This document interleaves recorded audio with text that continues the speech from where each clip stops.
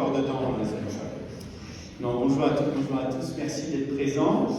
Je salue Madame Brigitte, voilà, elle va nous rejoindre et elle s'exprimera au nom du conseil départemental. Patrice Lepélusic est là aussi, le président de Christ-en-Mer Communauté, il nous fera une toute petite allocution. Chers collègues élus du conseil municipal de Christ-en-Mer, chers collègues maires et conseillers municipaux des différentes communes qui sont présentes ce matin, merci d'être présents. Les élus honoraires, j'en ai vu quelques-uns que je salue, le capitaine Lucas et une partie de son équipe qui sont là pour le centre d'incendie et de secours de Christ-en-Mer, le commandant Fabien Dutartre pour la compagnie de vannes accompagné du major Monnier et de l'adjudant-chef de Cognac, qui est là pour la gendarmerie. Le père François, je ne l'ai pas vu, mais je le salue au cas où il nous rejoint pour le culte. Mesdames et messieurs les représentants des associations, mesdames et messieurs les citoyennes et citoyens, chers amis questembertoises et questembertois. Alors, pour démarrer cette cérémonie, je commence tout de suite par ça, comme ça on est sûr de ne pas les oublier. Je voudrais remercier Alan, Sophie, Virginie pour la régie, Audrey et Stéphane qui sont les chevilles ouvrières de la cérémonie et qui organisent et qui mettent en place tout cet événement. Et du coup, par-delà cela, j'ajoute tous les agents communaux qui concourent à cette belle cérémonie aujourd'hui. Alors, depuis 2 ans, nous donnons rendez-vous aux acteurs économiques de manière spécifique parce qu'on a toujours peur que la salle soit un peu trop petite et donc le 14 janvier prochain, il y aura une cérémonie concernant les entreprises, les commerçants et les artisans, les agriculteurs du territoire. Ici même à la Sredel à 18h30, si certains veulent venir, ils sont les bienvenus parce que ça permet de discuter différemment de ces sujets. Alors avant de commencer le protocole et les prises de parole, nous avons souhaité mettre en lumière une initiative, nous avons souhaité mettre en lumière la jeunesse de notre territoire. D'habitude, nos médaillés, on les fait un peu à la fin, et là aujourd'hui, on va en faire une au début, car il va devoir rejoindre un terrain d'entraînement, pas l'autre bout du département, mais pas loin, et donc je vais appeler Alexis Thomain sur l'estrade. Alexis Thomé, pardon, je suis un peu ému aussi. Je l'invite à nous rejoindre, ainsi que Pierre-Alexandre.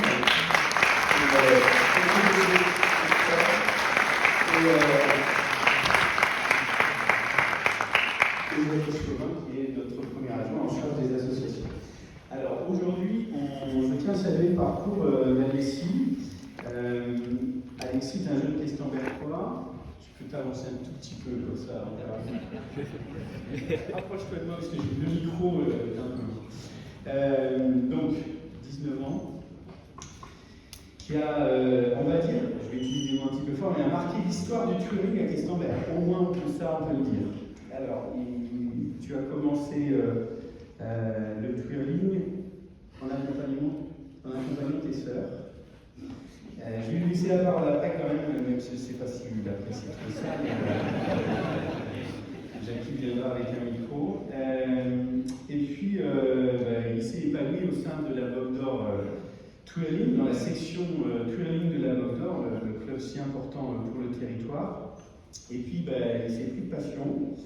Son talent, sa rigueur et sa détermination l'ont rapidement propulsé au plus haut niveau de la fédération, la FSCF, la Fédération de Sport et Agriculture de France. Et puis, comme il voulait monter des grades un peu plus forts, il a migré vers un club de la Fédération française. Et pour cette première année au niveau des compétitions nationales, il a franchi toutes les étapes. Une 2e place en National 1, c'est ça, au championnat de France. Puis une sélection nationale à Boulogne-sur-Mer. Pour enfin, et c'est là où on en vient, c'était à Turin cet été, fin août je crois, et là il a brillamment remporté un titre mondial dans sa catégorie. Donc ça nous arrive pas quand même.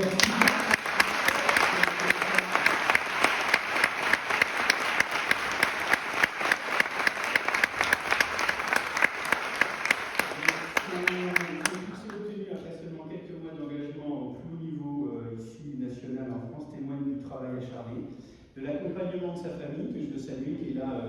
qui l'accompagne ce matin, parce qu'on sait qu'un sportif de haut niveau, il a besoin d'un entourage.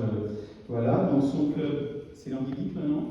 Voilà, et donc il incarne l'excellence sportive, la persévérance, et il fait rayonner finalement notre territoire dans cette discipline qui est un peu méconnue pour certains, en tout cas chez les hommes, assurément.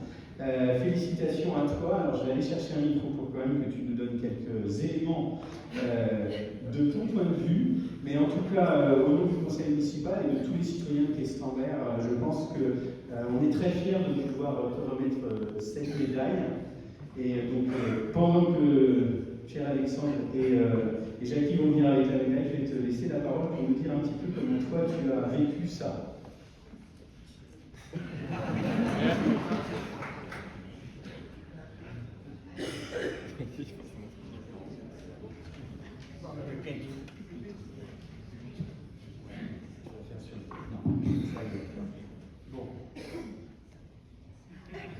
Tout va bien, c'est pas une chose facile. Je vais te poser deux, trois petites questions. Comment on fait, moi j'ai fait du sport effectivement à Questembert, comment on fait pour être motivé tous les jours pour aller à l'entraînement? Et alors a fortiori quand on commence à monter sur des compétitions nationales, je dis tous les jours, je ne sais pas si c'est tous les jours, mais ça doit être quand même très très régulièrement. Donc, on m'entend? Oui. Déjà, je sais que moi je me fixe des objectifs, comme ça me permet de travailler encore plus pour les atteindre. Donc justement, un de mes objectifs depuis que j'ai commencé Turing, c'était de faire une compétition internationale. Donc du coup, je suis assez content parce que ça s'est fait. Donc voilà. Et après pour les entraînements, c'est devenu une habitude, c'est même plus, c'est un peu une motivation, mais en même temps je me dis que si je m'entraîne pas, j'aurai pas de résultat. Donc je me force, parfois j'ai pas envie. Mais...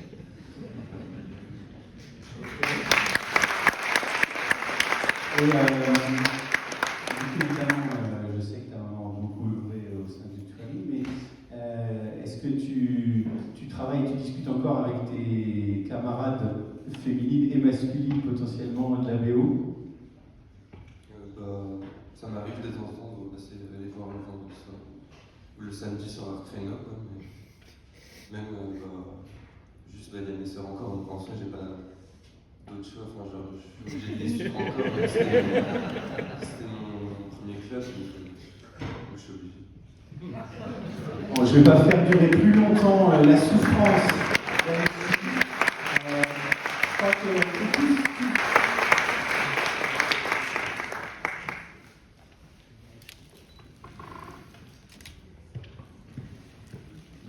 Est-ce que nos amis journalistes ont toutes les photos, parce que ça c'est toujours important. Celle-ci elle est beaucoup plus récente et ça nous apparaissait tellement évident de les mettre à l'honneur. J'appelle des jeunes gens du lycée Marcelin Berthelot, Léa Cybrid et Donovan Despo. Alors je sais que j'ai vu qu'ils étaient accompagnés du troisième de Donovan, je ne sais pas si elle était déjà aussi. Ah non, c'est... Ok. Alors, mettez-vous bien au milieu, et puis voilà. Léa et Donovan, ils ont mis en place quelque chose qui est très important.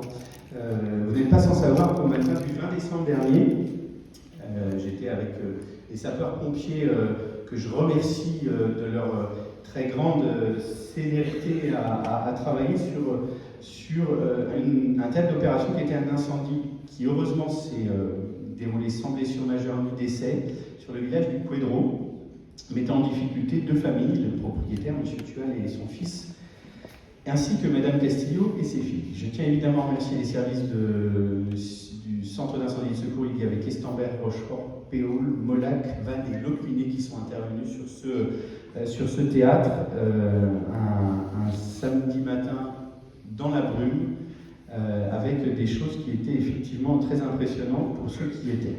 Dès le lendemain, des familles ont été relogées, soit par des proches s'agissant de M. Tual, soit et sa famille, soit par la commune pour la famille Castillo. Mais dès le jour même, une véritable chaîne de solidarité s'est mise en place au sein du lycée, devant le drame qu'a subi Nafadora, qui est une de leurs camarades, qui était dans cette maison en flammes au moment au moment où c'est arrivé. Alors du coup, ils ont mis en place une collecte au sein du lycée, donc je vais les laisser s'exprimer un petit peu, et aussi une cagnotte en ligne. Il y avait une autre cagnotte en ligne également pour Monsieur Tual et sa famille. Mais la célérité avec laquelle ils ont réagi et la manière dont ils ont réagi sur ce drame-là, pour nous, c'était important de le mettre en valeur ce matin parce que, évidemment, souvent, il y a des messages qui sont parfois et même souvent, trop souvent, envoyés sur la jeunesse de notre pays. Et ici, on a la chance d'avoir des jeunes qui s'engagent, qui sont capables de réagir, qui sont capables de se prendre en main. Et c'est le cas pour Léa et Donovan qui sont ici présents. Donc, je vais vous demander de les applaudir parce que je n'ai pas rien écrit la cagnotte ce matin. Mais au-delà des éléments effectivement financiers, parce que la cagnotte a monté très rapidement, elle était aux alentours de 5 000 €, mais elle est encore au-delà. Elle a dépassé les 6 000, me dit Léa. Ils sont venus avec le proviseur du lycée, Léa était là le dimanche matin quand on a fait cette réunion de crise pour savoir ce qu'on allait faire. Donc ils se sont vraiment inclus dans cette dynamique. Et cet élan de solidarité, ça prouve que notre jeunesse sur notre territoire, elle est loin des caricatures que parfois on a. Donc bravo à vous. Donc je vais vous laisser la parole quand même pour exprimer, même si ils sont passés à la télé, pour ceux qui ont vu. C'était un moment important, je pense, pour montrer des choses positives, même dans des situations dramatiques sur notre territoire. Donc commencez-vous rapidement en quelques mots ce sujet pour vous. Alors pour nous, quand on a reçu, c'est notre proviseur qui nous a informé de ce qui était arrivé à Nafedora. Et quelques minutes après, un groupe avait été créé sur les réseaux sociaux. Donc ce groupe, maintenant, il compte plus de 200 personnes, donc élèves du lycée de Questembert et des alentours. Et on s'est tout de suite très vite organisé pour organiser des collectes. Au début, on ne savait pas où les faire, donc on avait pensé devant le lycée, sous les halles. J'ai envoyé un mail au proviseur pour qu'il nous ouvre une salle. Il a été très réactif et... Il a été très réactif et nous a laissé une salle à disposition.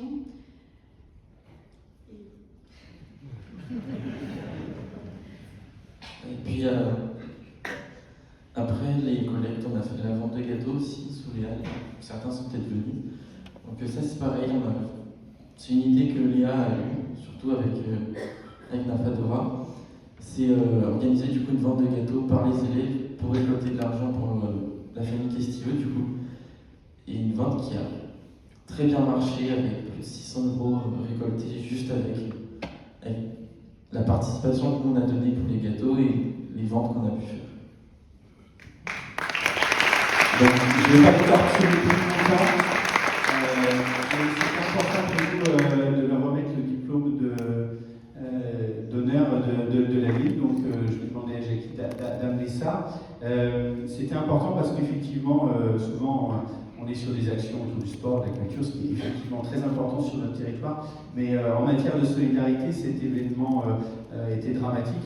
Les deux familles ont perdu énormément. La famille Castillo, qui était en location, a quasiment tout perdu dans cette affaire. Donc, ils ont besoin de se reconstruire. Donc, je les salue aussi par rapport à travers cette remise en valeur. Donc, voilà, le diplôme d'honneur de la commune que vous partagerez aussi avec vos autres collègues. Et puis, allez, on a mis quelques cadeaux pour les jeunes avec des places de cinéma. En tout cas, je vous demande encore de les applaudir et par-delà ce qu'ils ont fait,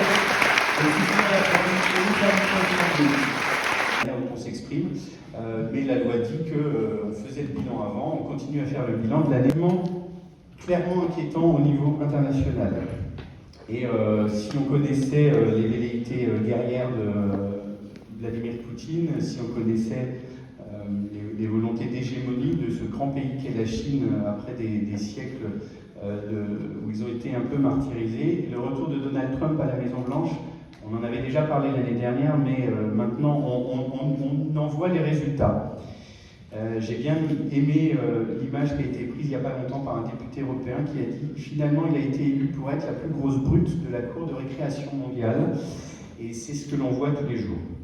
Alors il y a des choses plus classiques qui sont le retrait des accords climatiques. Il l'avait déjà fait la première fois. Et puis la remise en cause, en revanche, du droit international est quelque chose qui est pour nous très très très inquiétant. En Amérique latine, la victoire de José Antonio Cast au Chili, qui se réfère à Pinochet, illustre là aussi la progression de l'international réactionnaire. Plus récemment, l'intervention au Venezuela, qui se présente plus comme une opération économique des géants pétroliers proches de Donald Trump, une libération du pays, sans compter les événements des 3 derniers jours à Minneapolis. Tout cela nous remémore des moments qui étaient un petit peu plus éloignés de nous, et la démocratie américaine est en danger de mon point de vue. En Europe, la guerre en Ukraine continue de s'enliser. On est bientôt 4 ans après le début des hostilités. En Asie, je l'ai dit, la Chine redessine toujours un tout petit peu plus les rapports de force. Conséquence, les chaînes d'approvisionnement industrielles sont perturbées, les prix de l'énergie restent volatiles et notre économie, les économies du monde en pâtissent. La loi du plus fort est revenue en force et elle met à mal notre modèle démocratique, social, français et européen. Alors pour le coup, on a quand même quelques signes d'espoir qui peuvent apparaître. La COP 2025 qui a eu lieu au Brésil a finalement abouti sur quelques engagements concrets très importants, même si les États-Unis ne veulent pas y participer évidemment. Le fonds pour une transition juste vis-à-vis des pays les plus petits de la planète qui vont subir les plus gros dégâts, et une taxation des géants du numérique sur les énergies fossiles, et des engagements sur les océans. L'Europe, de son côté, malgré ses divisions, commence à sortir de la naïveté et impose des règles un peu plus strictes. Et je l'espère, ouvre la voie à une meilleure relocalisation des productions industrielles stratégiques. Et là, c'est une vision évidemment européenne, mais dans nos communes, on le vit. Et dans la fonction qui est la mienne au SDIS, par exemple, j'en parlerai cet après-midi au moment de la Sainte-Barbe à Rochefort-en-Terre. Le prix des véhicules de pompiers, qui est beaucoup lié à une chaîne d'approvisionnement européenne, a plus que doublé en 5 ans. À Questembert, nous vivons donc ces espaces du monde au quotidien. Nos artisans, nos agriculteurs, nos commerçants subissent les pleins fouets de ces effets de la mondialisation sauvage. Pour autant, notre territoire a aussi une capacité à innover, à résister. Patrice en parlera tout à l'heure pour Questembert Communauté. Nous subissons les effets de la crise, mais nous estimons que nous ne subissons pas la crise, car nous essayons tous les jours de le transformer en levier d'action. Nos projets locaux montrent, s'il en est possible, qu'une autre voie est envisageable, fondée sur la solidarité et l'ingéniosité. Face à ces défis, c'est notre réponse qui doit être collective. Notre réponse à nous, collectivités, mais les réponses aussi des citoyens. Ce sont nos choix de consommateurs, nos engagements qui font en réalité la différence. En soutenant nos producteurs, nos commerces, nos artisans, nos entreprises locales, nous investissons dans une transition écologique plus juste et nous pouvons maintenir l'emploi chez nous et réduire ainsi notre empreinte environnementale, tout en finalement nous donnant une nouvelle souveraineté à l'économie. Alors le monde change, mais c'est dans ces périodes de turbulence que se construisent pour moi les solutions de demain. Sur la scène nationale, l'instabilité politique a atteint des niveaux inédits. Depuis la dissolution de 2024, nous en avons encore les effets au quotidien. Valse des gouvernements, blocage du vote du budget jusqu'à la fin de l'année, le déficit public qui est toujours supérieur à 5%, faute d'accords collectifs pour essayer de trouver des solutions, et cela pèse sur les finances de l'État, et qui répond, c'est toujours plus facile de le faire, par quand même des coupes relativement claires sur les dotations de collectivités. Et ça va générer des reports d'investissement public. S'agissant des coupes, juste pour vous dire, à l'échelle de Questembert Communauté, c'est pas dans le discours, Patrice, donc moi je vais le dire quand même, c'est 140 000 € de recettes en moins, nettes, qui sont prévues. Si on prend le cas de Vannes Agglomération, je crois qu'on est à 1,4 million, Pleuraville Communauté, 1,4 million. Ce sont des investissements qu'il y aura en moins dans les territoires, mécaniquement. Les services publics déjà mis à mal subissent de plein fouet ces restrictions, avec des conséquences directes sur les petits sur le territoire. Pour autant, le vote du PLFSS, le projet de loi de finances sur la sécurité sociale, en fin d'année dernière, a permis de dégager des marges de manœuvre, mais finalement au prix d'arbitrage relativement douloureux. Gel de certaines dépenses sociales, report de projets d'infrastructure dans le domaine de la santé, et pression accrue, je l'ai dit tout à l'heure, sur les budgets locaux. Les collectivités doivent désormais faire plus, avec moins, mais jusqu'à quel moment cela sera-t-il tenable? Absorber les chocs de l'inflation et répondre aux attentes des concitoyens au jour le jour est devenu de plus en plus complexe. Les départements, Marie en parlera tout à l'heure, sont dans une quasi-impasse budgétaire à l'échelle nationale. Le département du Morbihan s'en sort un tout petit peu mieux que les autres, mais la richesse qui était connue pour celle du département du Morbihan a vu ses marges de manœuvre vraiment réduites. Pourtant, encore une fois, je le disais, les signes encourageants existent. Au moment du PLFSS, je le disais tout à l'heure, ça a acté finalement un chemin possible de discussion. Je ne sais pas ce que dira Régine, mais j'ai bien lu les différents posts Facebook de Paul Molac, mais il nous apparaît évident que pour avancer vers une politique qui ménage à la fois la protection de tous et toutes, et de garantir les revenus de l'État sur le long terme, seul le dialogue me paraît envisageable. Donc la situation est tellement fragile, le Premier ministre, pour ceux qui ne l'ont pas vu passer, évoquait hier soir la possibilité d'une dissolution imminente, avec la possibilité de faire les élections législatives en même temps que les élections municipales. Donc, dans un mois et demi. Allons-y. Malheureusement, cela repousse aussi au niveau national des enjeux qui sont les enjeux de disparité de revenus et de contributions fiscales, qui pour nous sont le socle des difficultés dans lesquelles est le pays et qui seront repoussés de nouveau aux échéances présidentielles de 2027. À l'intérieur de ça, les collectivités locales sont souvent plus agiles que l'État et deviennent un véritable laboratoire d'innovation. Alors la situation reste tendue, je l'ai dit, mais elle n'est pas désespérée, parce que si Paris hésite, souvent les territoires, eux, n'ont pas d'autre choix que d'agir. Et c'est cette capacité à innover, à coopérer, à anticiper qui fera la différence. À Questembert, comme dans d'autres communes, nous refusons de subir cela. Nous en faisons l'expérience chaque jour.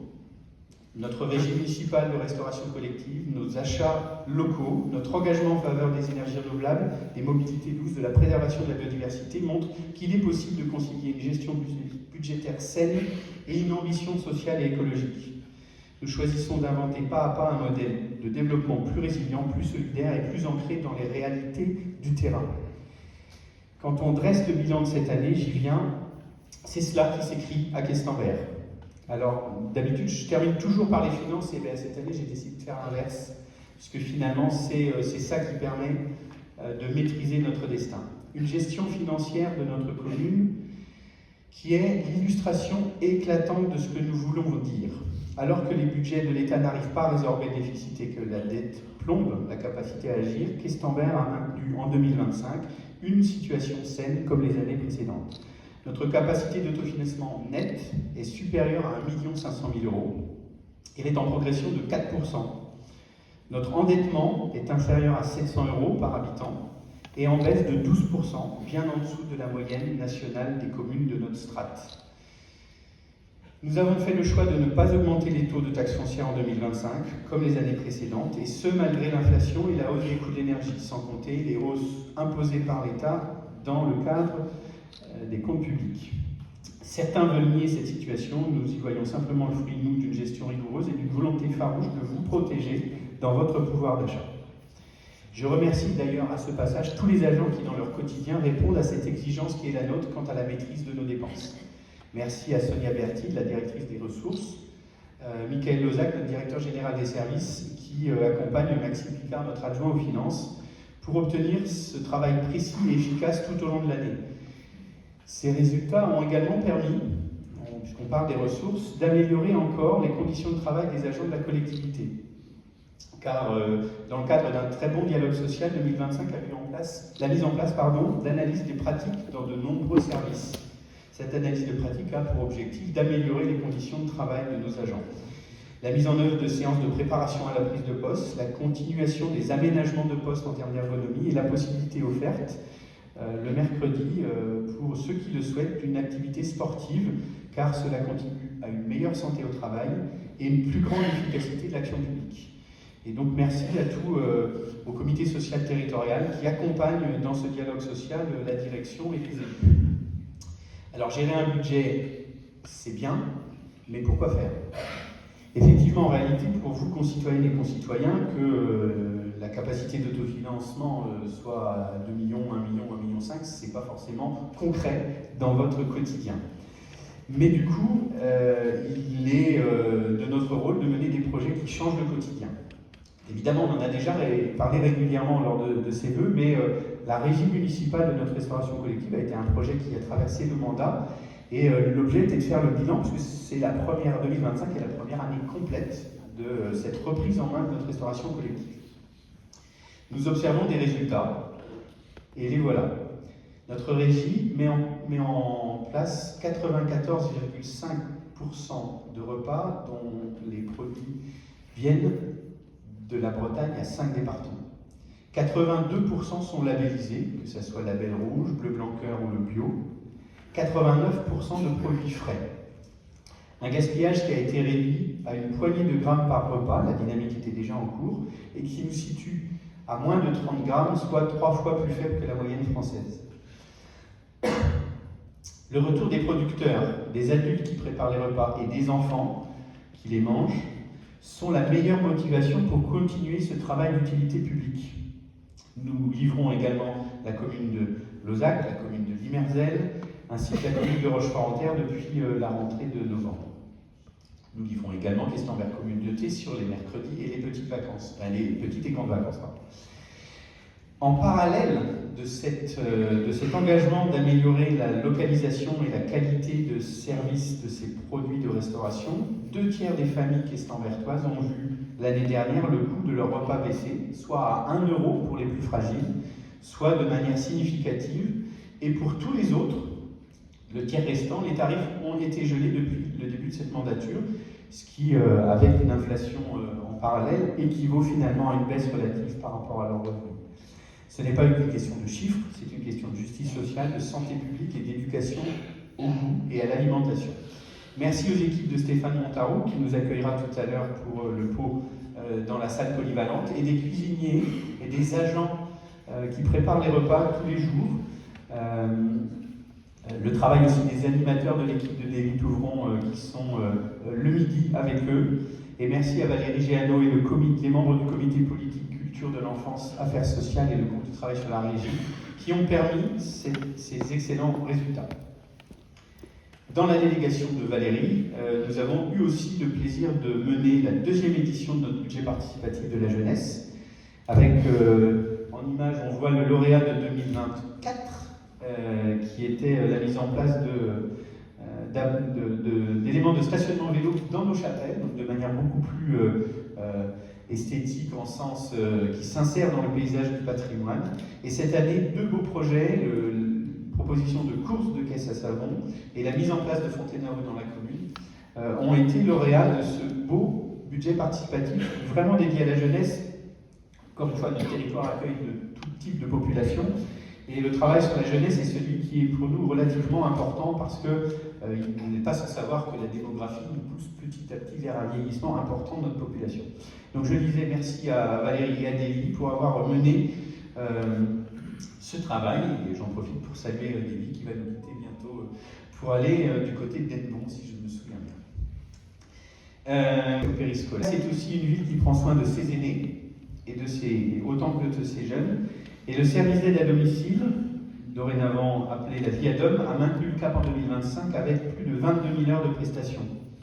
Un service public de proximité indispensable qui vient en complément des autres acteurs du territoire, comme la DMR.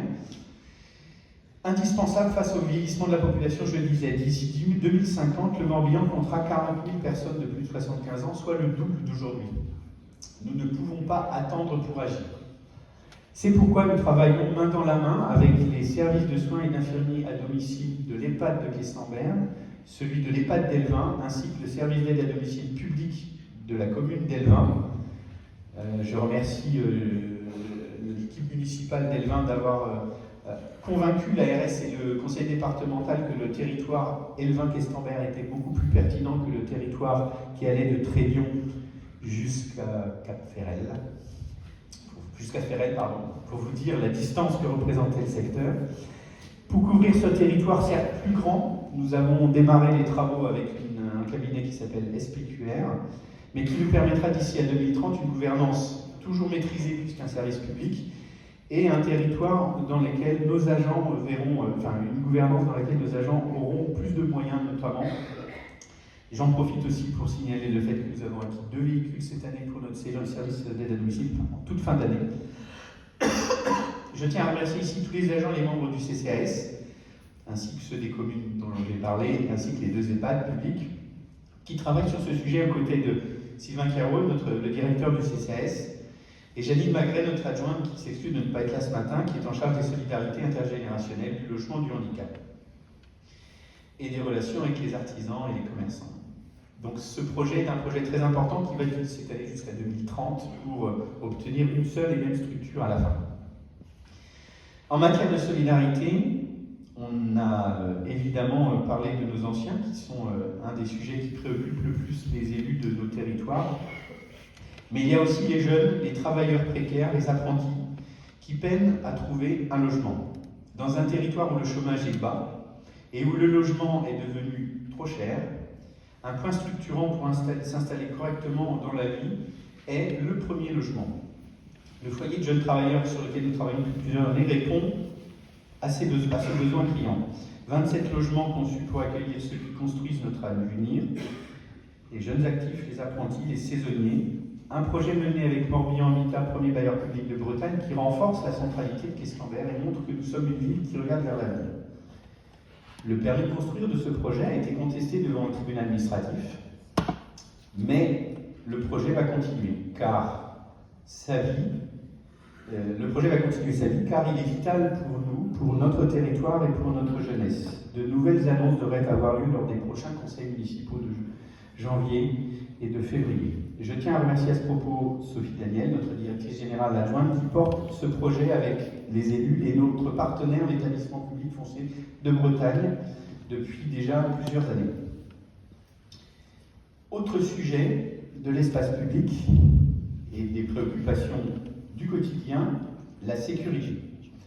En 2026, la police municipale a été renforcée avec le recrutement de 2 nouveaux agents et une stabilisation meilleure de ses effectifs. Depuis plusieurs années, nous arrivions à recruter, mais les policiers municipaux ne restaient pas parce que nous étions finalement un tremplin pour leur acquisition de formation, et ils se rapprochaient de communes de résidence. Et donc, voilà, les 2 nouveaux agents qui sont derrière moi, affichés à côté de David Déon, que je remercie, eux sont résidents d'un territoire beaucoup plus proche et donc beaucoup plus sûr de rester sur le long terme. Nous avons également investi 200 000 € pour moderniser et renforcer nos moyens de vidéoprotection. C'était nécessaire, tant les images commençaient à être difficiles à lire pour nous et pour les gendarmes, ainsi que le procureur de la République quand il s'en saisit. Malheureusement, cette année a vu son lot d'événements dramatiques qui ont choqué la population de Questenberg. Les enquêtes menées par la brigade de recherche de la gendarmerie nationale, que je remercie de son travail à nos côtés et aux nombreux échanges que nous avons au quotidien, je parle de la gendarmerie nationale de son stage, pas simplement de la brigade de recherche, les enquêtes, le disais-je, sont toujours en cours, et donc je ne m'étendrai pas sur le détail de ces affaires. Sachez que notre travail au quotidien avec les forces de sécurité du territoire est excellent. J'ai été jusqu'à interpeller le grand patron de la gendarmerie nationale lors du congrès des maires en lui disant qu'on travaillait très bien avec eux, mais que malheureusement j'estimais qu'ils n'avaient pas assez de moyens pour faire bien leur travail. En tout cas, je veux vraiment saluer leur présence et la réponse qu'ils mettent à chaque fois que nous les sollicitons.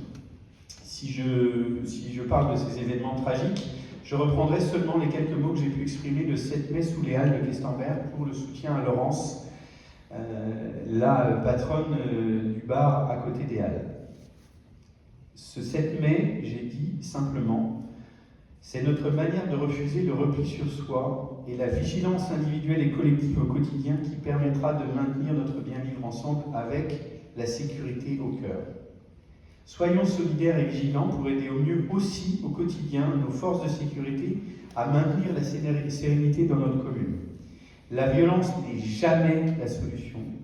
Ne rien laisser passer tout en étant présent au quotidien pour éviter que nos jeunes ne glissent face aux stupéfiants est une priorité.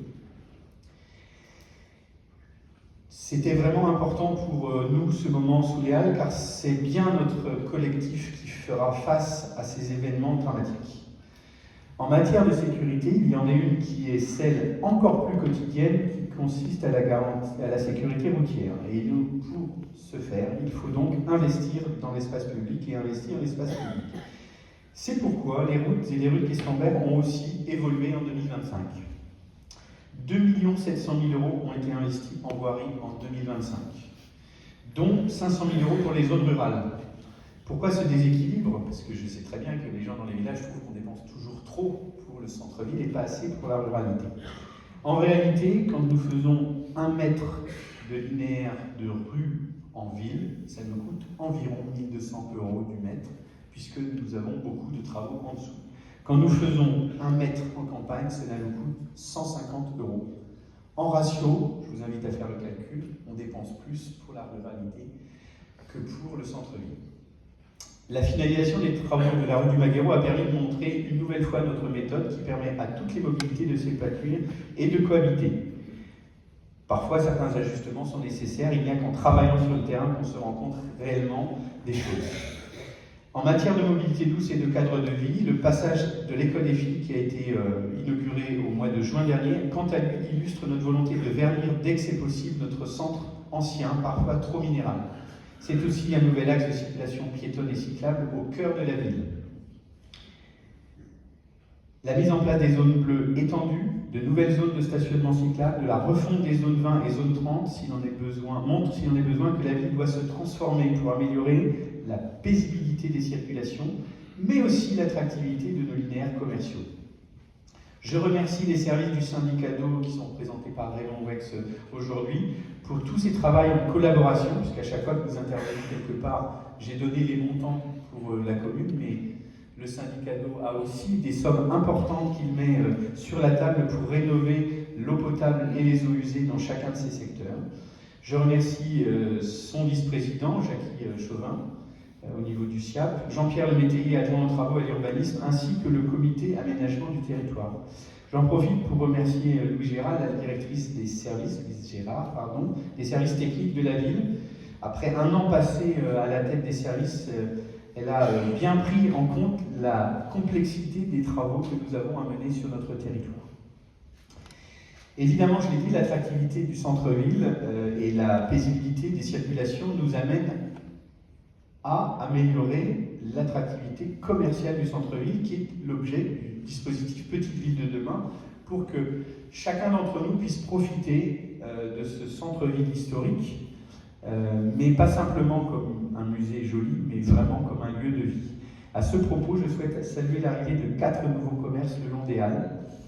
Le nouveau brocanteur, une librairie ésotérique, une boulangerie et un salon de thé. Et je sais que la boulangerie était attendue et ceci, je pense, va répondre à un grand besoin de la commune. Et je félicite chacun de ces porteurs de projets pour animer ce centre-ville et finalement aider aussi les collègues des autres commerçants qui sont autour.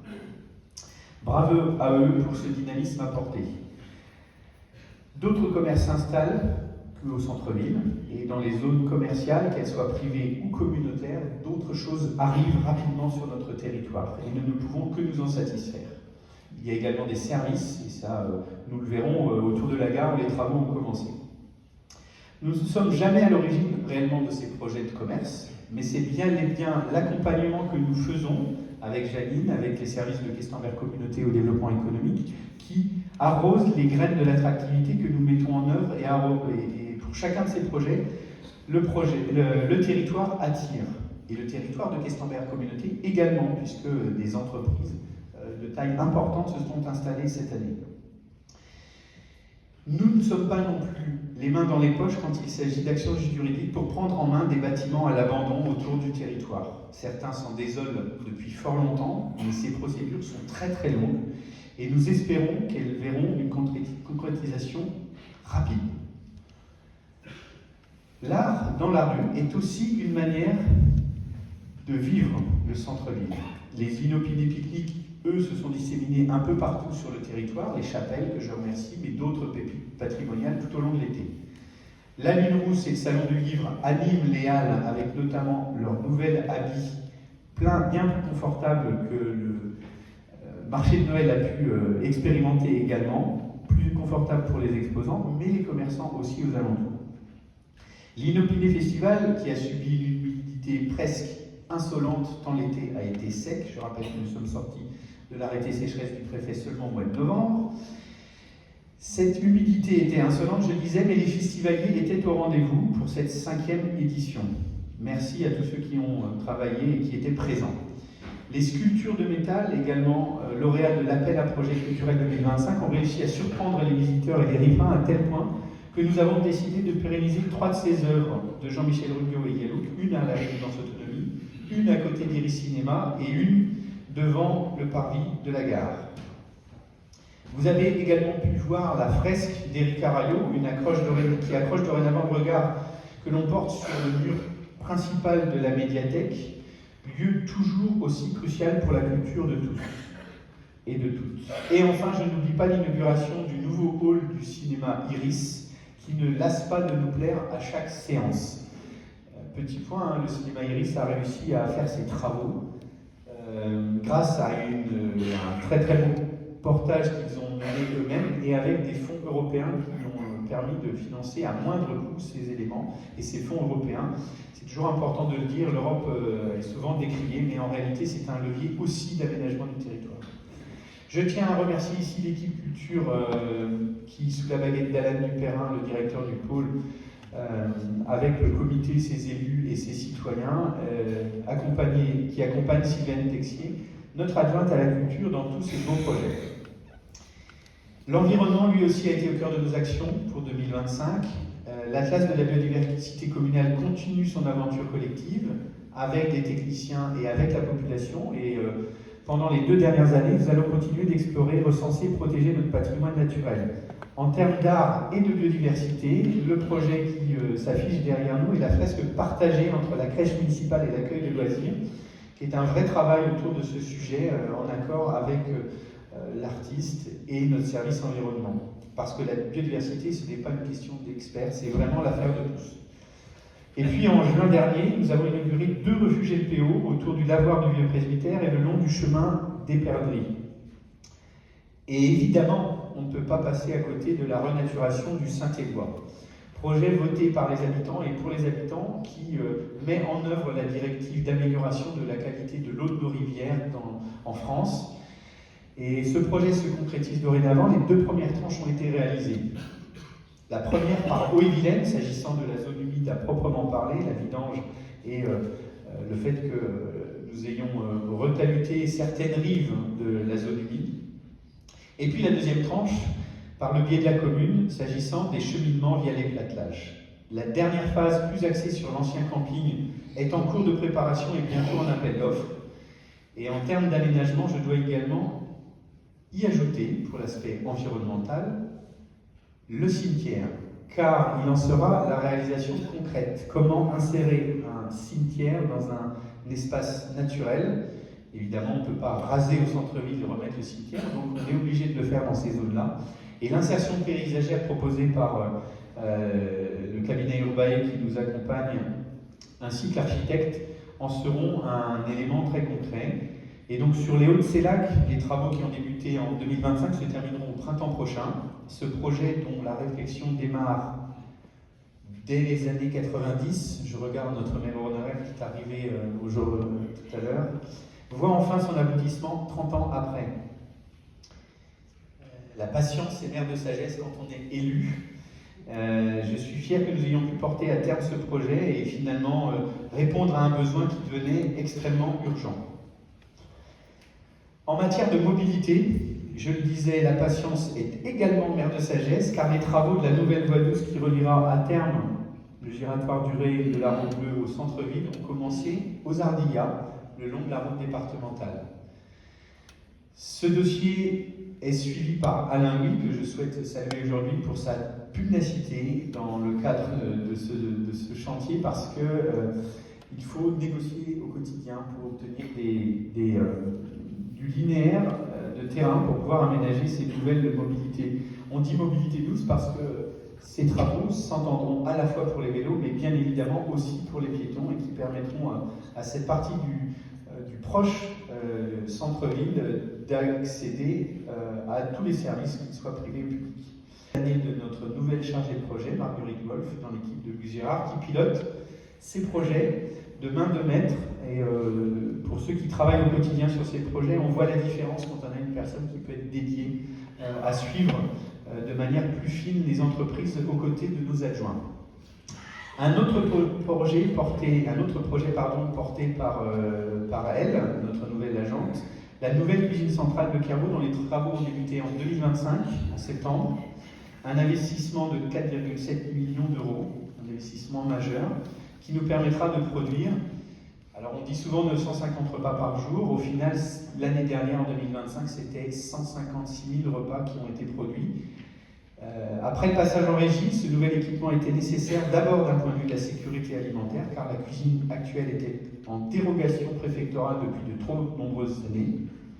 Et le dernier point consiste surtout dans les conditions de travail, puisque nos agents passeront de 200 mètres carrés d'espace de travail à 600. Autant vous dire qu'actuellement, ils sont dans des conditions qui sont relativement difficiles, et pourtant, chaque jour, ils arrivent à nourrir nos enfants. Le dernier point pour évoquer cette année 2025 correspond à ce qui fait une des caractéristiques de notre belle cité, la formidable vie associative.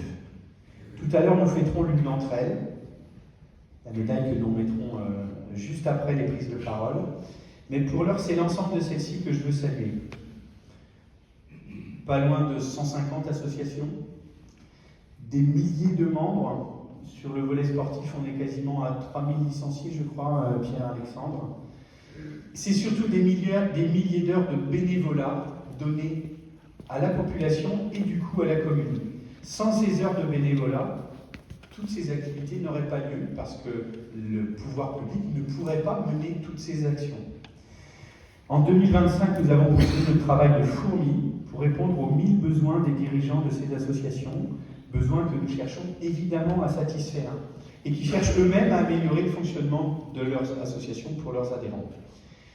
Alors ça peut passer par de l'investissement, c'était le cas pour le toit de la salle de tennis de table, un équipement dédié à la pratique du tennis de table, c'est à noter, mettre à disposition un nouveau local, ce fut le cas pour le club de plongée, accompagné de son carport, ou subventionner le plus important d'entre eux, je parle du club, celui de la Bogdor Football, qui est en train de mener, dans le cadre d'un bail amphithéotique, la construction d'un nouveau clubhouse, et pour lequel nous subventionnons à hauteur de 140 000 € le club.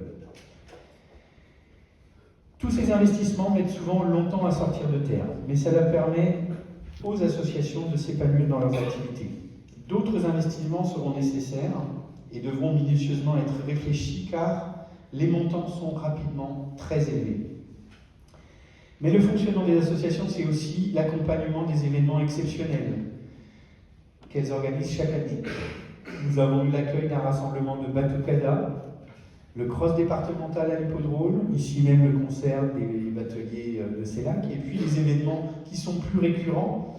Le concert des bateliers ici avec Gilles Servat est un moment très agréable, mais on a aussi les fêtes de chapelle, on a les galas de danse, de gymnastique, les galas sportifs qui au quotidien animent notre ville.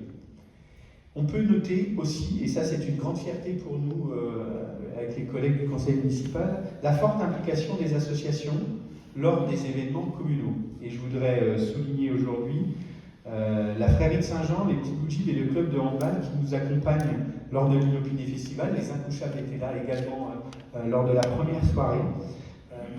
Ces moments partagés entre associations qui ont lieu aussi au moment de la fête de la musique, par exemple, sont un des éléments aussi cruciaux de la vie de notre commune. Les associations ne sont pas dans leur couloir simple, elles coopèrent et ça, c'est vraiment formidable. Ces associations, c'est aussi des échanges quotidiens pour répondre à des petites questions. Et pour ce travail, je dois saluer Delphine Gaston, la coordinatrice du mouvement associatif Agent de la commune, qui travaille auprès de Pierre-Alexandre, notre conseiller délégué en charge de ces sujets, avec Jacques Chauvin. J'arrive au bout de mon propos, et 2026, c'est évidemment une année électorale, je l'ai dit tout à l'heure. Nous continuerons d'agir jusqu'au bout, avec humilité, détermination et la conviction profonde que Questenberg mérite l'action. Et donc, pour conclure, je tiens à remercier tous mes collègues du conseil municipal pour ce mandat qu'ils ont parcouru avec nous, avec son lot de difficultés. On ne va pas revenir sur les crises qui ont animé le début de ce mandat. Je tiens à les remercier du fond du cœur. Je tiens à remercier aussi leur famille, parce qu'un engagement municipal, je regarde nos amis des sapeurs-pompiers, c'est aussi, comme pour eux, un engagement de toute la famille. Les nombreuses réunions le soir ou en journée, avec un impact potentiel sur leur vie professionnelle. Et donc c'était important pour moi de les remercier à titre personnel, parce que c'est moi qui parle devant vous, évidemment, aujourd'hui au moment des vœux, mais, et on le sait bien, hier j'étais au vœu à Pluérin, sans les élus du conseil municipal, le maire n'est pas grand-chose. Même si souvent, il n'y a que lui qu'on veut voir quand ça ne va pas. Je tiens à remercier l'ensemble des agents municipaux, pas loin de entre 180 et 200 selon les périodes sur le territoire. C'est vraiment très important. On a une amélioration de leurs conditions de travail depuis plusieurs années, et ils nous le rendent bien au quotidien. Le tout début de la semaine a prouvé à quel point les services publics étaient véritablement cruciaux pour pouvoir vivre en commun. Je remercie les services du département, ils ne sont pas présents là ce soir, mais on les a vus hier au moment des vœux au personnel du département. La neige est arrivée de manière extrêmement rapide, et finalement en moins de 48 heures, la situation a été rétablie. Évidemment, les services publics de secours, les services publics communaux qui ont fait le travail avec nos agriculteurs pour dégager le plus rapidement possible les routes. Et puis, j'oublie pas, par exemple, Enedis, il y a eu une coupure de courant jeudi soir, mais finalement, non, c'était hier soir, non, jeudi soir, le temps passe tellement vite. La coupure de courant, c'est parce qu'il y avait les vœux à Rochefort-en-Terre à ce moment-là, donc du coup, j'étais aussi dans des vœux. La rapidité et le professionnalisme avec laquelle tous les agents du service public, et notamment du service municipal et du service communautaire, travaillent au quotidien est un exemple pour nous, élus, et c'est vraiment important de les saluer également. Je conclurai évidemment en vous souhaitant, en mon nom, en celui du conseil municipal, à toutes et à tous une excellente année 2026, que la santé vous permette de mener à bien tous vos projets personnels et qu'elle vous permette de vous accomplir du mieux que vous pouvez. Merci à vous.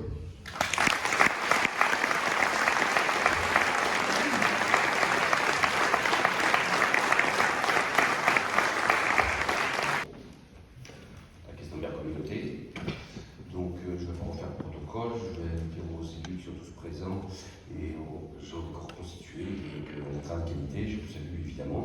Chers Castembertois, permettez-moi tout d'abord de vous souhaiter une bonne année 2026, des bonheurs, de santé pour chacun d'entre vous, chacune d'entre vous, au nom du conseil communautaire. On a évidemment aussi une pensée pour ceux qui sont absents aujourd'hui, ceux qui sont peut-être malades, peut-être des gens qui sont dans la solitude ou qui ont d'autres soucis. On pense évidemment à tout le monde. Je ne reviendrai pas longuement, mais juste deux phrases sur le niveau mondial et national.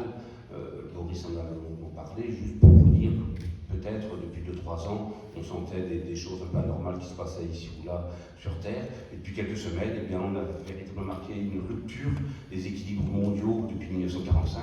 C'est extrêmement préoccupant et on n'imaginait pas ça il y a encore quelques années. Et puis sur le niveau national, eh bien, en effet, la gestion des finances du pays va nous impacter tous et toutes, plus ou moins directement, mais au premier plan, évidemment, les gens qui auront à gérer les communes et les intercommunalités. Et on est ici, je suis ici devant vous pour parler de questions de la communauté. Et donc, je peux vous dire quand même que pendant ces 6 années qui sont écoulées, on arrive à la fin de la mandature, l'ensemble des élus communautaires s'est engagé pour développer la fraternité, le dynamisme des territoires, tout en œuvrant pour améliorer le cadre de vie et le quotidien de chacun d'entre vous. Quand je dis chacun d'entre vous, je pense évidemment à vous, les habitants, mais vous êtes aussi parfois des usagers, et puis je pense aussi aux entreprises et à tous les acteurs associatifs. Ça a été une grande fierté d'œuvrer pour le quotidien au sein de Questenberg Communauté. C'est un territoire à taille humaine où l'innovation, la proximité et l'esprit collectif sont au cœur de nos projets. On ne le sait pas toujours quand on est au cœur d'action ici à Questenberg, mais quand on écoute les gens qui sont autour de nous, qui regardent notre territoire, notre communauté commune, on fait plutôt envie qu'autre chose. Je ne dirai pas quoi. Il y a 3 grands dossiers sur lesquels on a travaillé en 2025 et qui continueront avec les nouveaux élus communautaires de 2026 et peut-être encore au-delà. C'est le pôle social communautaire qui va être créé ici, là où vous êtes garé, en haut du parking. La zone d'aménagement concerté de la haie à Gonzague, une zone industrielle, et le plan local d'urbanisme, Boris en a parlé, mais je reviendrai très rapidement, le PL8. Voilà. Ce PL8, eh bien, l'élaboration de ce document d'urbanisme intercommunal, il est en cours. On a déjà bien travaillé en 2025. On a débattu des grandes orientations de notre projet d'aménagement et de développement durable. C'était le 8 décembre dernier. Ce projet s'appelle le PADD. C'est une étape indispensable dans le processus d'amélioration du PLUI. Et donc, si tout se passe bien, il n'y a pas de tout a priori. On tient le calendrier que nous avions prévu en début d'année. Les orientations qui sont exprimées dans le PADD permettront d'élaborer d'autres pièces du nouveau document d'urbanisme intercommunal pour lequel on envisage une approbation. Alors, comme ça prend un certain temps, je ne vais pas être extrêmement précis sur la date, mais fin 2027, début 2028, il devrait donc être approuvé. C'est un projet qui contribuera à la fois à mieux dessiner l'avenir du territoire, entre ce qui est le développement économique et puis l'accueil des nouveaux habitants d'une manière équilibrée sur toutes les communes, les 13 communes de notre territoire. Le développement économique, qui est une compétence clé de l'intercommunalité, en effet, l'intercommunalité, la communauté de communes a pour mission d'assurer l'accueil de nouvelles entreprises, que ce soit des industries, mais également de permettre le développement des entreprises qui sont déjà installées. Et on a cette année vendu des terrains à plusieurs entreprises qui sont des fleurons dans leur domaine pour s'installer, soit à Questenberg, soit à Malansac, ou à la Trois essentiellement. On a la chance, d'ailleurs, à Questenberg, d'attirer des entrepreneurs, des industriels, tout ceci lié au dynamisme du territoire. Et puis on fait aussi beaucoup d'actions dans le monde économique, auprès des agriculteurs, auprès des jeunes agriculteurs. On a aussi une convention avec la Chambre d'agriculture et la région pour le développement agricole dans le sens de plus de durabilité. Donc on fait aussi une aide au dernier commerce dans différentes communes. Et puis on a les passes commerce qui intéressent beaucoup de commerçants dans chacun des bourgs de l'intercommunalité.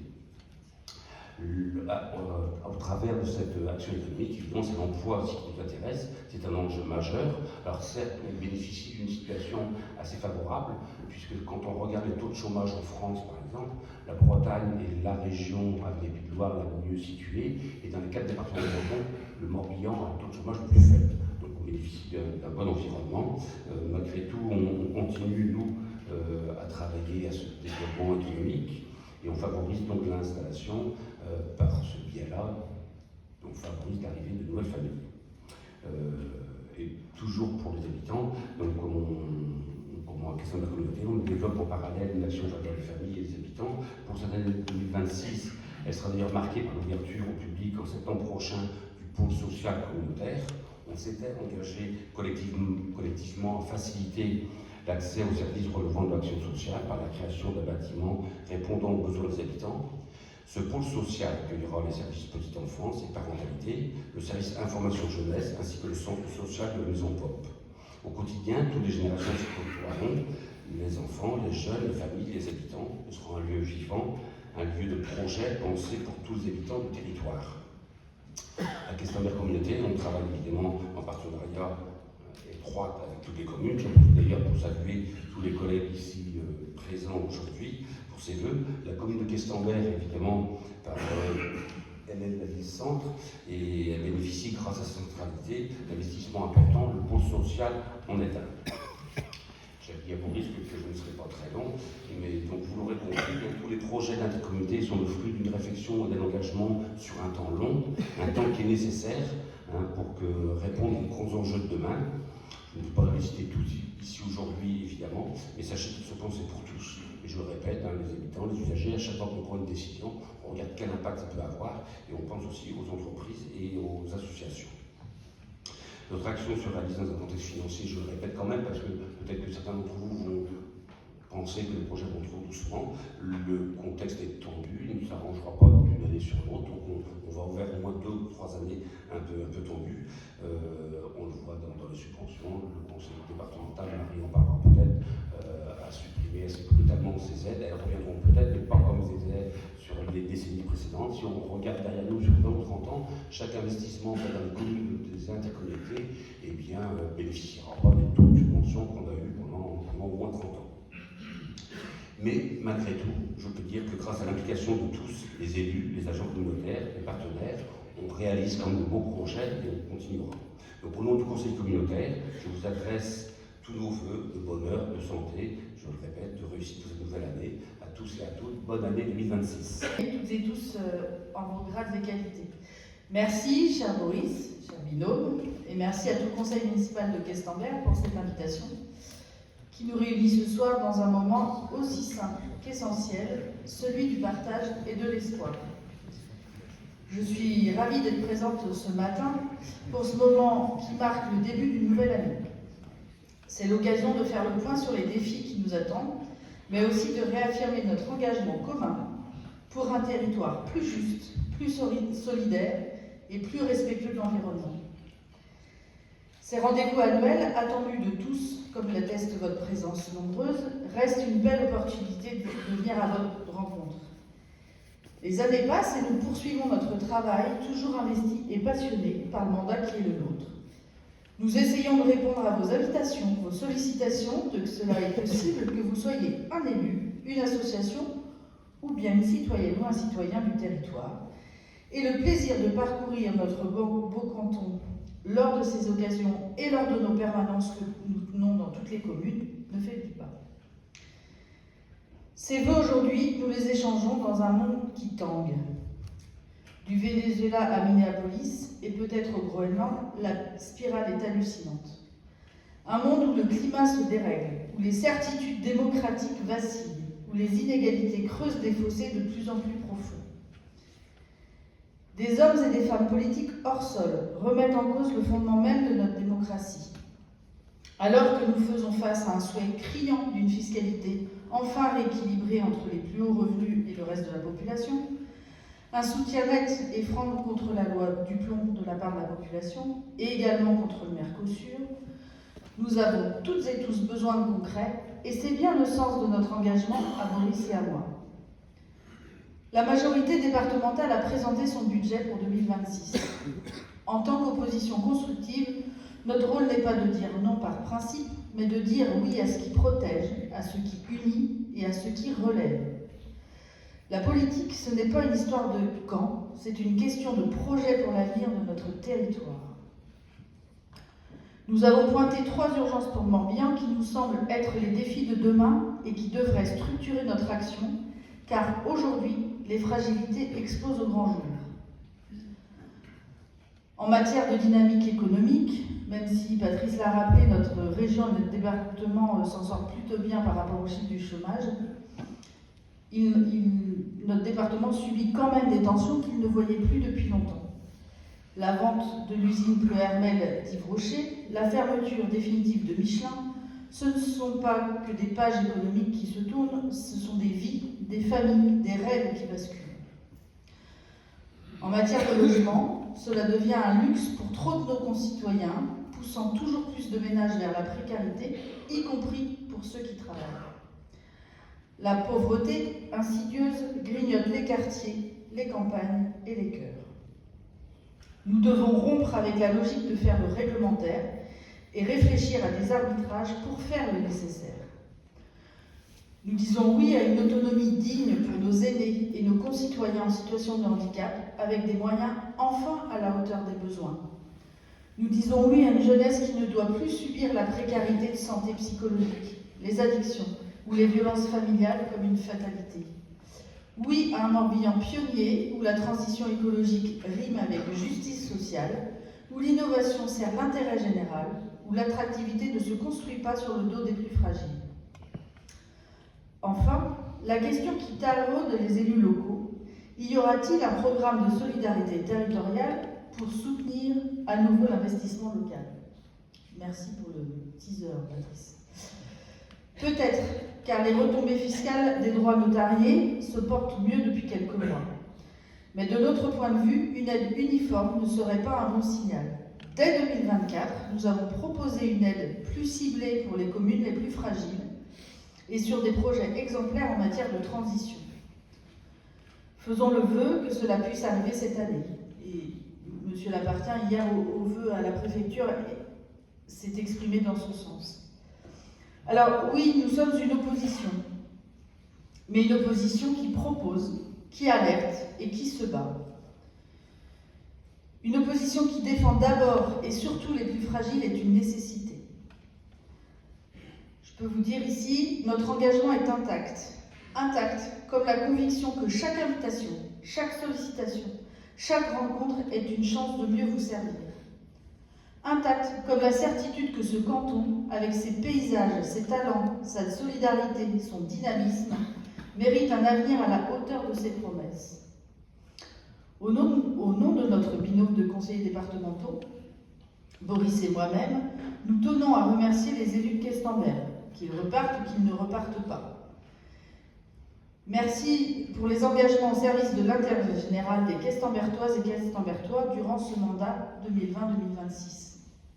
Et enfin, nous vous présentons nos vœux et espérons que cette année sera remplie de moments de bonheur, de joie, d'épanouissement et d'accomplissement. Que cette année soit celle des conquêtes pacifiques, des joies partagées, des combats gagnés ensemble. Et qu'elle soit surtout celle où personne ne reste sur le bord du chemin. Je vous remercie.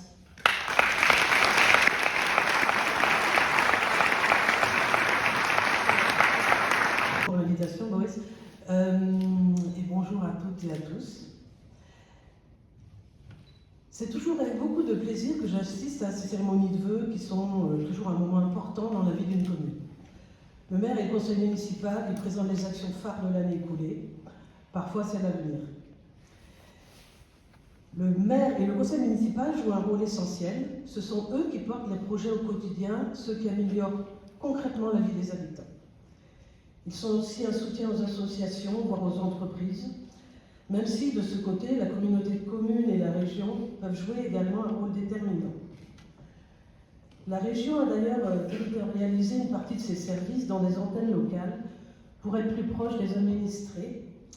Globalement, on peut le dire, les élus locaux sont très impliqués et en Bretagne, nous savons travailler de manière collective. La région Bretagne est d'ailleurs l'une des mieux gérées de France. Les chiffres parlent d'eux-mêmes, le taux de chômage le plus faible, peu de défaillances d'entreprises, une région peu endettée, des TER qui arrivent à l'heure,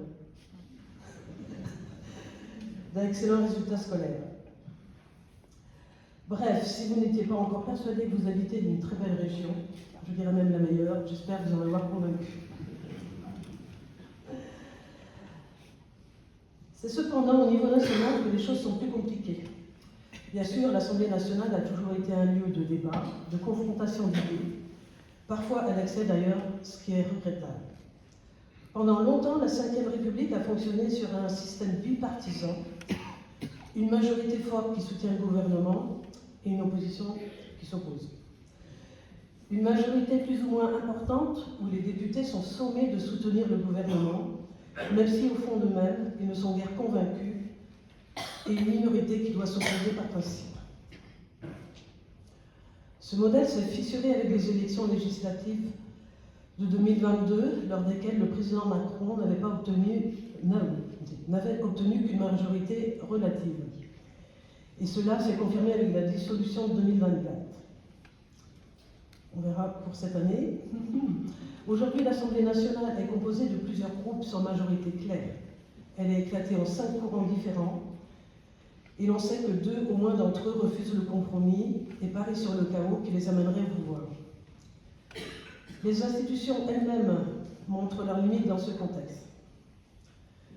La difficulté, c'est bien sûr de pouvoir se mettre d'accord. Certains députés font d'ailleurs du clientélisme. Ils votent pour toute augmentation des services publics et contre toutes les taxes qui pourraient les financer. Être juste et responsable est une philosophie qui ne parle pas à tous. C'est pourquoi j'ai voté le budget de la sécurité sociale, car la version issue des travaux parlementaires était bien meilleure que celle du gouvernement Lecornu et de celle du Sénat. Même si cette copie est loin d'être parfaite, elle protège l'essentiel, dont les pensions de retraite et les financements des hôpitaux. Le budget de l'État n'est pas encore voté. Et là, suspense. Nous fonctionnons provisoirement avec une reconduction du budget précédent pour ce début d'année 2026. Les discussions reprennent ce mois-ci. Avouons que Sébastien Lecornu est habile, qu'il cherche le compromis. C'est un peu une nouveauté en France où le bipartisme nous avait habitués à la dictature de la majorité. Sommes-nous à la fin d'un cycle? En tout cas, on constate que beaucoup de pays qui nous entourent sont tous des pays avec des autonomies régionales. Ce sont en général des pays où les coalitions sont nécessaires pour pouvoir gouverner. Cela oblige au dialogue et à la prise en compte des réalités locales. De ce fait, il faut aller vers davantage d'autonomie régionale en France. Donner de plus de responsabilités au territoire, ce n'est pas affaiblir l'État, c'est le rendre plus efficace. Certains prônent la disparition des régions et une recentralisation au niveau parisien. Quand on voit les difficultés de certains ministères à prendre en compte les réalités du terrain, c'est particulièrement inquiétant. Donnons plus de responsabilités aux élus de terrain qui connaissent leur territoire, leurs forces et leurs faiblesses, et qui agissent au plus près des besoins des habitants. Faisons confiance à notre intelligence collective pour faire les bons choix, en particulier à l'approche des élections municipales, qui doivent permettre d'avoir des élus solides et impliqués. J'espère que l'année 2026 vous sera douce et pleine de réussite. Bonne année à toutes et à tous. Gloire Marc.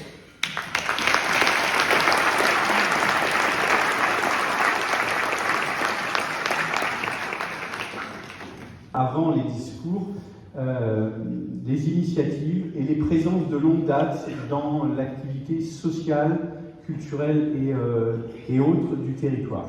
Et donc, cette année, nous avons décidé de mettre à l'honneur, avec la médaille de la ville, non pas à une personne en particulier, on l'a fait tout à l'heure pour le sport, mais sur le volet social, on a décidé de le faire au nom de la commune pour une association qui est présente de longue date. Elle va pouvoir s'exprimer. Et donc, j'appelle les représentants des Restos du Cœur de Questembert pour venir avec nous sur la scène.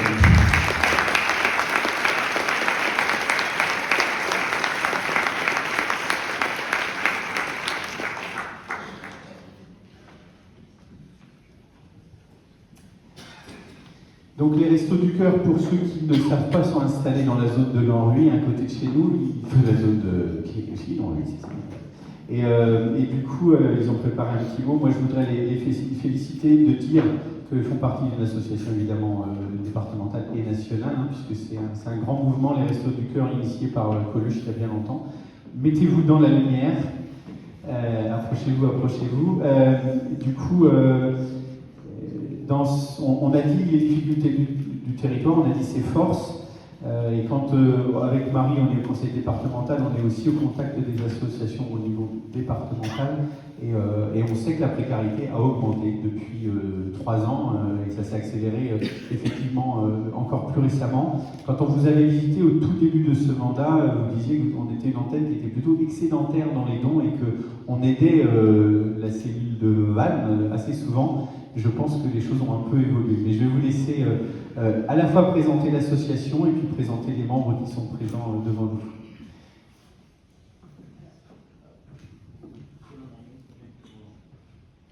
Alors, nous sommes donc 15 bénévoles au Resto du Cœur de Questembert. Alors ici, il y a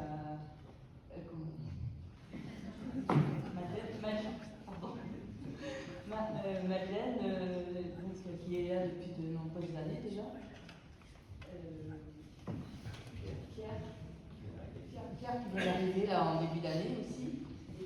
Michel qui est là depuis la création des Restos du Cœur, donc 39 ans, je crois. Donc voilà.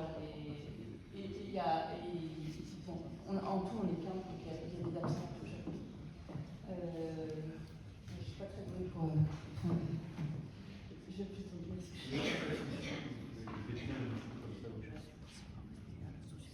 Alors déjà, merci à la commune de Questenberg qui met à notre disposition un local.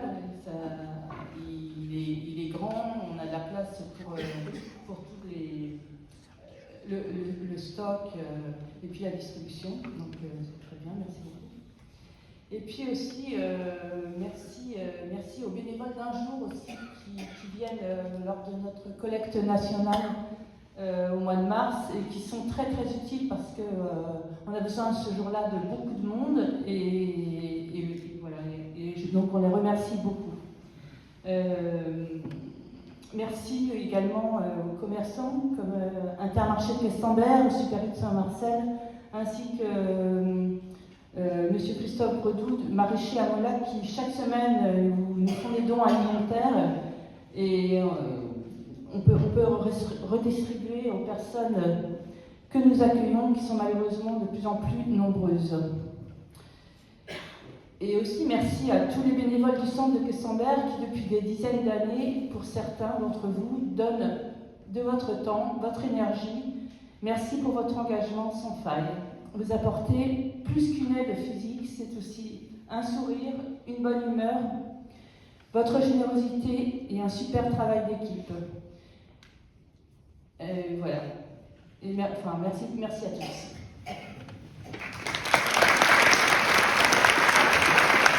Merci beaucoup. S'il y a des gens dans la salle qui veulent vous rejoindre, comment on fait? Alors, on est au local le mardi matin, donc le local est ouvert à tout le monde. Vous pouvez venir nous voir, on vous offrira un café, on vous fera découvrir le centre et puis voilà, on parlera de ce qu'on fait et vous êtes les bienvenus. Merci. Du coup, j'ai une autre petite question parce que de mémoire, quand on était venu, il y a aussi la Banque alimentaire qui travaille avec vous pour partie, je crois, plus maintenant. D'accord, il y avait de temps en temps. Est-ce que c'est plus compliqué d'avoir des dons maintenant ou est-ce que vous arrivez toujours à subvenir aux besoins du local? C'est de plus en plus compliqué parce que on avait aussi des magasins qui nous donnaient, qui peuvent plus nous donner, donc certains ont fermé. Et puis au niveau national, les dons sont beaucoup moins importants aussi. On avait beaucoup de choses nationales, ils ont aussi moins de revenus, donc voilà, on fait avec. Je pense qu'on fait vraiment le maximum pour démarcher même les agriculteurs et puis tous les acteurs de l'alimentaire. Donc sur Questenberg, et on arrive quand même à avoir à peu près ce qu'il faut. Bon, je ne vais pas de nouveau vous embêter plus, je vois bien que c'est quelque chose qui n'est pas forcément facile. C'était important pour nous de mettre en lumière les Restos du Cœur, parce que voilà, au nom de la commune, c'était vraiment important pour nous de vous remercier pour le travail que vous faites. Pour la vie et un peu plus.